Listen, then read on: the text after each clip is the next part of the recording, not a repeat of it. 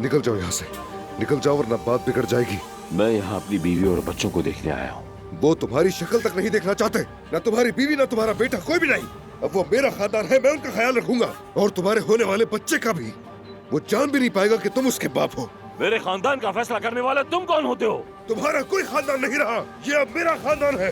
कान खोलकर सुन लो ये बात, तुम्हारा तेमीर का नाम भी तुमसे छीन लूंगा। क्या कर रहे हो बेटा? उमर भाई ने कागजी कार्रवाई भी शुरू कर दी है। तुम्हारा नाम इस खानदान के शजरे से भी मिटा दूंगा, जैसे तुम्हारा कोई वजूद ही नहीं था इस खानदान में। ज़मरुद साहिबा, जो तुमने किया उस पर नाज करो। वाह क्या खूब किया। हर औरत को तुमसे सीखना चाहिए। तुमने अदनान को उंगली पर नचाया हुआ है, बिल्कुल कठपुतली बनाकर रख दिया है।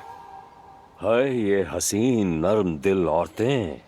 तुम्हारी हिम्मत कैसे हुई मेरी बीवी से इस तरह से बात करने की? निकल जाओ यहाँ से, दफा हो जाओ। अरे रुक जाओ बेटा, छोड़ दो। आजा बेटी आजा जल्दी।